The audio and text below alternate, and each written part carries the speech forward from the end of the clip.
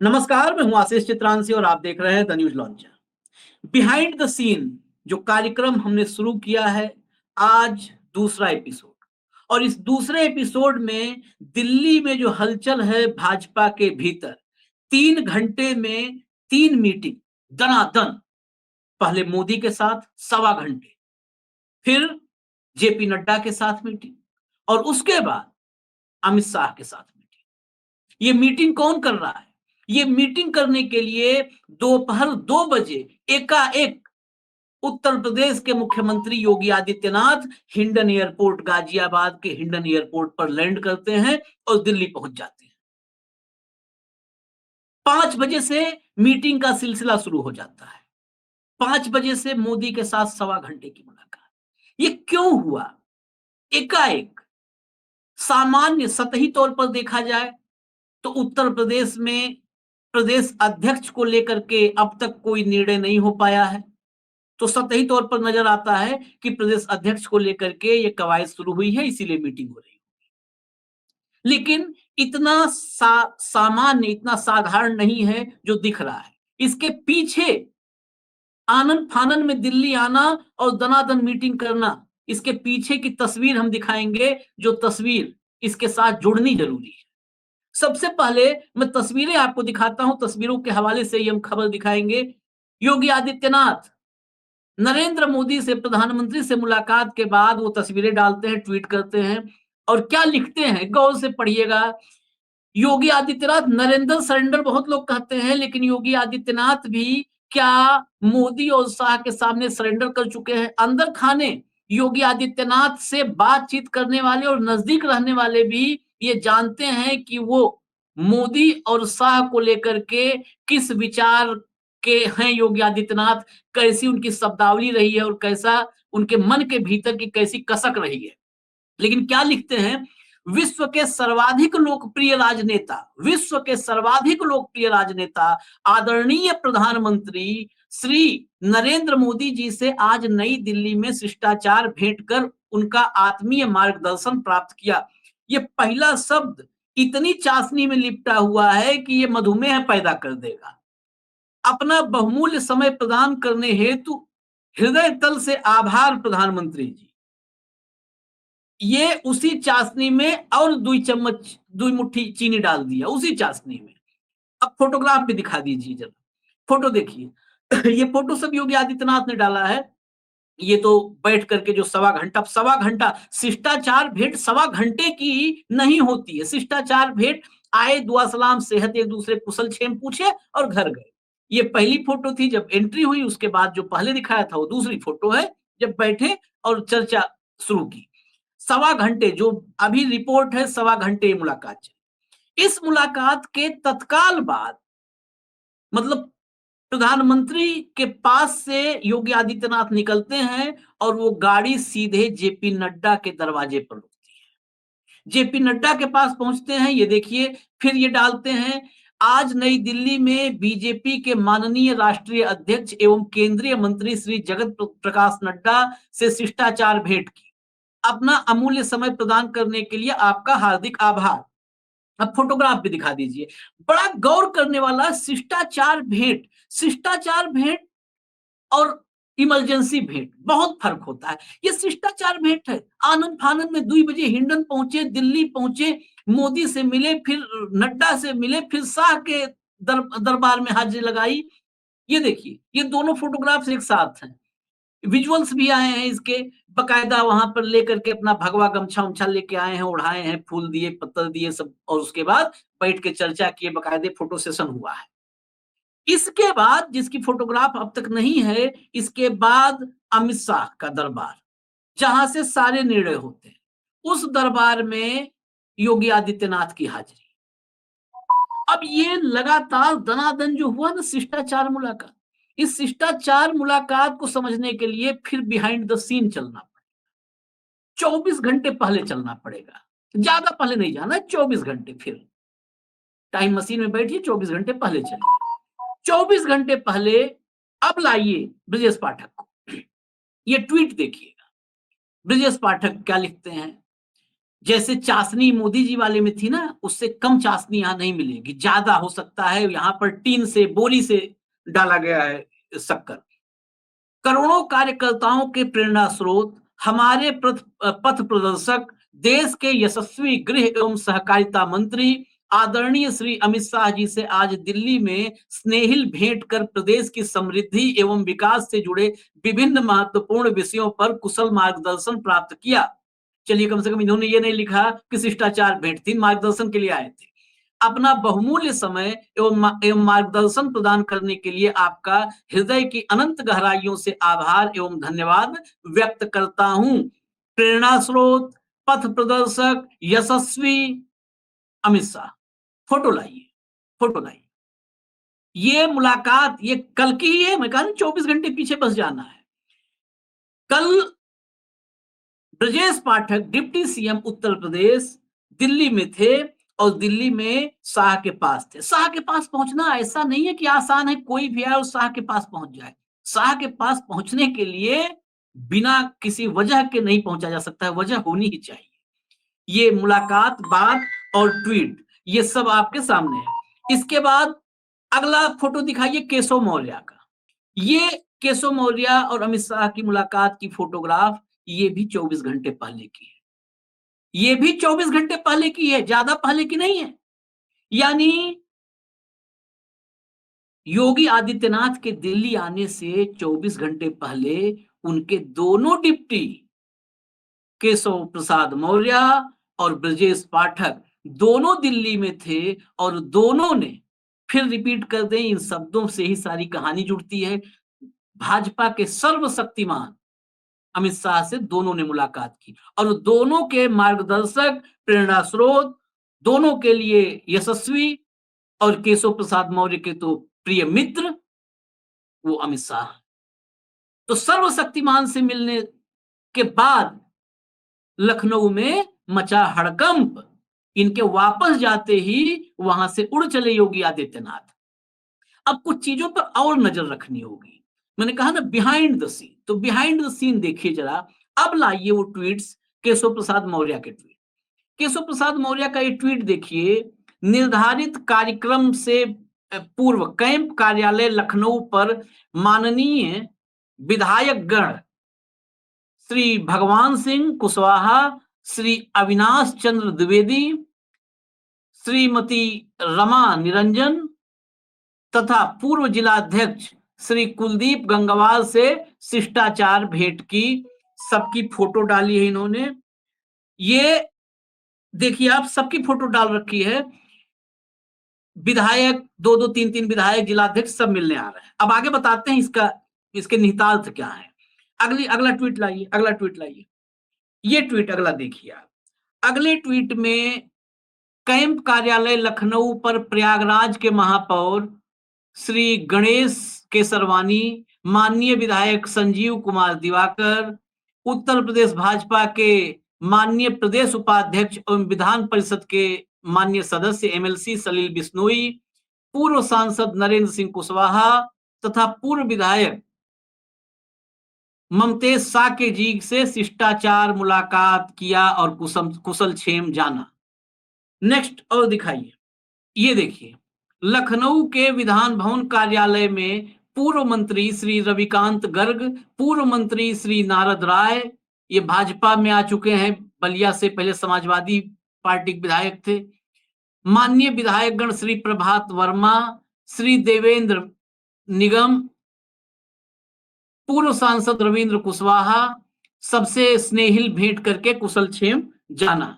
सबका कुशल क्षेम जान लिया। अब हटा दीजिए, अब कहानी शुरू होती है। यहां पर हम रुकेंगे, मतलब एक कहानी को थोड़ा सा एलिबरेट करते हैं, फिर खबर लाते हैं एक और। दरअसल केशव प्रसाद मौर्य के कैंप कार्यालय में सिर्फ आपको 3 ट्वीट दिखाए, ज्यादा नहीं। इसी 3 ट्वीट में दर्जन भर से ज्यादा विधायक, पूर्व विधायक, सांसद, जिलाध्यक्ष, पूर्व सांसद, एमएलसी, दर्जन भर इसी में दिख गए आप। अब आप योगी आदित्यनाथ की टाइमलाइन चाहिए तो खोल के देख लीजिए, क्योंकि हमने तो देखा सब ये, जब बिहाइंड द सीन देखने के लिए, दिखाने के लिए सब देखना पड़ता है। योगी आदित्यनाथ मुख्यमंत्री हैं उत्तर प्रदेश के, उनके भी कार्यालय से पिछले 2-3 दिन के भीतर में देखा तो एक आध ब्लॉक प्रमुख से मुलाकात लिखी थी, लेकिन जब नाम पढ़ा तो नाम फला सिंह टाइप ऐसा था। लेकिन केशव मौर्य के कैंप कार्यालय में पीडीए, खासकर पिछड़ा, दलित, इस वर्ग के तमाम विधायक, सांसद, पूर्व विधायक, पूर्व सांसद, एमएलसी, उनकी कतार लग रही है। आखिर ये मायने क्या है? ये मैं नहीं बता रहा कि नहीं हटा दिया जाएगा, अभी योगी आदित्यनाथ की कुर्सी छीन ली जाएगी, लेकिन इसके मायने क्या है? केशव का दरबार सजा है, केशव मौर्य का दरबार सजा है। ब्रजेश पाठक, मैंने बहुत पहले कार्यक्रम में बताया था कि एक जगह चर्चा में उन्होंने कहा था कि 1.5 से 2 महीने में फाइनल हो जाएगा कि सरकार कौन चलाएगा, या तो यही चलाएंगे और नहीं तो हम चलाएंगे, या तो यही चलाएंगे और नहीं तो हम चलाएंगे, दिल्ली चलाएंगे, एक ही चलाएंगे। वो जहां पर भी उन्होंने कहा था वो फैक्ट आप रखिए, केसों का दरबार सजा हुआ रखिए, शाह से मुलाकात देखिए, 24 घंटे में योगी आदित्यनाथ का आनंद फानंद में आना और तीनों से मुलाकात करना। इसके अलावा योगी आदित्यनाथ दिल्ली आए हों, आज तो शिष्टाचार भेंट बता रहे हैं, जिस दिन महत्वपूर्ण मुलाकातें भी हुई उस दिन भी तीनों से मुलाकात रेयरेस्ट ऑफ रेयर है, रेयरेस्ट ऑफ रेयर, तीनों से मुलाकात, प्रधानमंत्री से मुलाकात, राष्ट्रीय अध्यक्ष से मुलाकात और सबके अध्यक्ष सबसे ताकतवर शाह से मुलाकात, ये रेयरेस्ट ऑफ रेयर है। 2024 के लोकसभा चुनाव के नतीजे आने के बाद, जिसमें भाजपा को उत्तर प्रदेश में सबसे बड़ा डेंट लगा, सबसे बड़ा झटका लगा, जहां पर 64 सीटें 2019 में भाजपा ने जीती थी, वो सिर्फ 33 पर रह गई, करीब करीब आधा, मतलब सीधा 31 सीट का नुकसान हुआ। उस चुनावी नतीजे के बाद अमित शाह से योगी आदित्यनाथ की कोई मुलाकात नहीं हुई थी, कोई मुलाकात नहीं हुई थी। पहली मुलाकात हुई 15 जून के पहले सप्ताह भर पहले। उस मुलाकात में योगी आदित्यनाथ पर हमने एक रिपोर्ट की थी, क्योंकि जो भाव भंगिमा थी वो सरेंडर वाली थी, survival, surrender for survival, survive करने के लिए सरेंडर। और वहीं पर जो पुलिस विभाग में नियुक्ति पत्र बांटना था, उसके लिए अमित शाह को इनवाइट किया योगी आदित्यनाथ ने। मुख्यमंत्री आदित्यनाथ के इनविटेशन पर अमित शाह लखनऊ गए। लखनऊ में जिस मंच पर योगी आदित्यनाथ ने इनवाइट किया था, उसी मंच से केशव मौर्य को अपना प्रिय मित्र बोला, योगी आदित्यनाथ को नहीं, केशव मौर्य को अपना प्रिय मित्र बोला। अब जरा इसकी जो चर्चा हम कर रहे हैं, खबर के भीतर खबर होती है, एक खबर जरा लाइए, उस खबर को स्क्रीन पर दिखाइए फटाफट। केशव मौर्य के बाद ब्रजेश पाठक की शाह से मुलाकातों के मायने क्या है, जो मैंने दिखाया था अभी, कि इसको मैं स्टेब्लिश कर दूं कि ये खबर सच है कि केशव और ब्रजेश मिले, पहले केशव मिले फिर ब्रजेश मिले। शाह से मुलाकात के मायने क्या है? उत्तर प्रदेश में सत्ता संगठन समीकरण में हलचल। अब ये किस किस लेवल पर है जो चर्चाएं हैं, मैं फिर कह रहा हूं कि बिहाइंड द सीन जो चर्चाएं, हटा दीजिए इसको, जो चर्चाएं हैं वो मैं आपको बताता हूं। चर्चा दो स्तर पर है। सबसे पहले जो सामान्य चर्चा है, वो सामान्य चर्चा है कि प्रदेश अध्यक्ष को लेकर के मंथन किया गया। लेकिन फिर यहाँ पर निजी विचार भी, अब हम एनालिसिस पार्ट में आए तो निजी विचार मैं बताऊं कि यहाँ पर प्रदेश अध्यक्ष की चर्चा के लिए कोई मुलाकात नहीं हुई। प्रदेश अध्यक्ष तय करने के लिए अमित शाह को योगी आदित्यनाथ से पूछने की जरूरत नहीं है, ना बताने की जरूरत है, और ऐसा रहा है ट्रैक रिकॉर्ड भाजपा। अमित शाह पूछ करके ये फैसले नहीं लेते, और ये किसी भी लोकतांत्रिक चुनावी प्रक्रिया के जरिए कहीं पर अध्यक्ष चुना भी नहीं जा रहा है। अभी हाल में जो है चुने गए मध्य प्रदेश से लेकर के अलग अलग राज्यों के प्रदेश अध्यक्ष, बंगाल, मध्य प्रदेश, वो कोई लोकतांत्रिक प्रक्रिया और मतदान नहीं हुआ है। जो फैसला दिल्ली में कर लिया, जो आकर के अमित शाह से मिल लिया, वो हो गया, उसका नाम घोषित हो गया। जो आकर एक दिन पहले मिला और फोटो खिंचवाया, अगले दिन वही प्रदेश अध्यक्ष बना। तो प्रदेश अध्यक्ष के लिए योगी आदित्यनाथ से विचार विमर्श करने के लिए, उनसे पूछने के लिए कि योगी जी बताइए किसको बना दें, ये गले उतरने वाला तर्क नहीं है। इसको सतही तौर पर चर्चा में लाया जा सकता है, लेकिन गले नहीं उतरने वाला है। अब 2 बातें होती हैं, बचती हैं। सरकार में क्या होने वाला है? क्या सरकार में कोई फेरबदल होने वाला है? फेरबदल होने वाला है तो क्या मुखिया के लेवल पर होने वाला है कि उसके नीचे होने वाला है? मुखिया के लेवल पे या उसके नीचे होने वाला है? तो दोनों चीजें संभव हैं, दोनों संभव हैं। देखिए टॉप लेवल पर इस बात को कोई कितना भी नकारे, अभी हमने पहले ही इतने सारे तथ्य और तर्क रखे कि अमित शाह से दूसरी मुलाकात है पिछले सवा साल के भीतर। तो अमित शाह और योगी आदित्यनाथ, ये एक म्यान में 2 तलवार नहीं रह सकती। दिल्ली के तख्त पर योगी आदित्यनाथ की नजर है, उनकी महत्वाकांक्षाएं हैं, उनके अफसरों ने महत्वाकांक्षाएं लगातार मजबूत की हैं। इस बात को अमित शाह से कोई छिपा नहीं सकता, ना ढक सकता ना छिपा सकता, और अमित शाह ये बर्दाश्त नहीं कर सकते। निशिकांत दुबे ने इस बारे में बहुत स्पष्ट कर दिया कि 15-20 साल 25 साल दिल्ली तरफ कोई ना देखे, और योगी आदित्यनाथ का के नाम के साथ सवाल था, उस पर निशिकांत ने कहा, निशिकांत वही बोलेंगे जो शाह के मन में चल रहा होगा, दिमाग में चल रहा होगा, वो उन्हीं चीजों के लिए हैं कि उसको बोल करके मार्केट में साफ कर। तो योगी आदित्यनाथ 2027 के पहले किसी फेरबदल का शिकार होंगे, यह प्रश्न कायम था, कायम है और कायम रहेगा।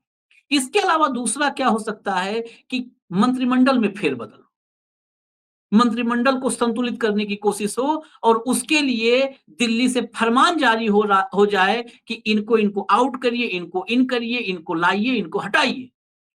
क्योंकि अभी वर्तमान में भी 4 जगह खाली है। कुल 403 की विधानसभा जो संवैधानिक प्रावधान है उनके मुताबिक 15% टोटल स्ट्रेंथ का 15% हो सकता है मंत्रिमंडल का साइज, यानी मैक्सिमम 60 मंत्री हो सकते हैं। फिलहाल 56 मंत्री हैं, तो 4 जगह वैसे ही खाली है। एक दलित और एक ब्राह्मण, जितिन प्रसाद और एक वाल्मीकि जी, 2 लोग सांसद बन गए, तो वो 2 सीटें खाली हुई थी। तो ब्राह्मण और दलित, ये 2 तो एडजस्टमेंट सीधा सीधा दिखता है। इसके अलावा 56 में 22 कैबिनेट मंत्री हैं, 2 तो डिप्टी हो गए, 22 कैबिनेट मंत्री हैं, 14 राज्य मंत्री स्वतंत्र प्रभार है, और 20 राज्य मंत्री हैं, कुल 56 है। इन 56 में 4 जुड़ सकते हैं, लेकिन बड़ी बात यह है कि जो मौजूदा मंत्रिमंडल है उसमें 22 मंत्री हैं जो जनरल हैं, सवर्ण, 23 ओबीसी हैं और 9 एससी हैं, 1 एसटी कोटे से है, 1 एसटी। जितिन प्रसाद और मैं वाल्मीकि कह रहा था, वो अनूप प्रधान वाल्मीकि हैं।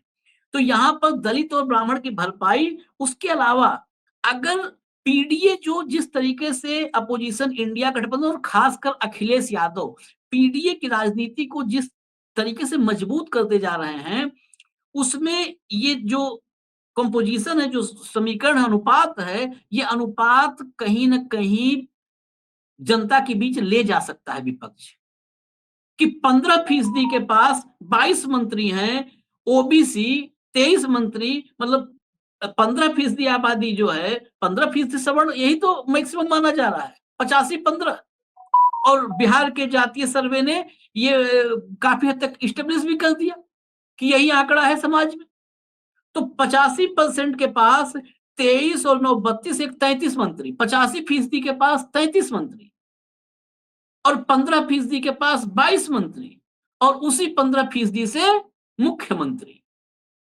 तो क्या इस समीकरण पर भी चर्चा करके यहां पर भी कुछ फेरबदल करने की बात चल रही है? और ये जो भी चल रही है बात, क्या वन साइडेड, एक तरफ से दिल्ली से आदेश जाना है इसलिए बेचैन है योगी आदित्यनाथ, और उसी बेचैनी में आनंद फानन में भाग के दिल्ली आए? ये सारे सवाल बहुत महत्वपूर्ण हैं।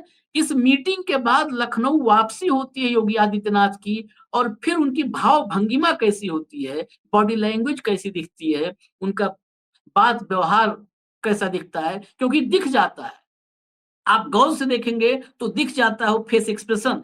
अमित शाह से जो पिछली मुलाकात हुई थी, उसमें उनका एक्सप्रेशन ही बदला हुआ था, वो झुके हुए कंधे, वो उतरा हुआ चेहरा, वो सब कुछ बयां कर रहा था कि सरेंडर की मुद्रा है।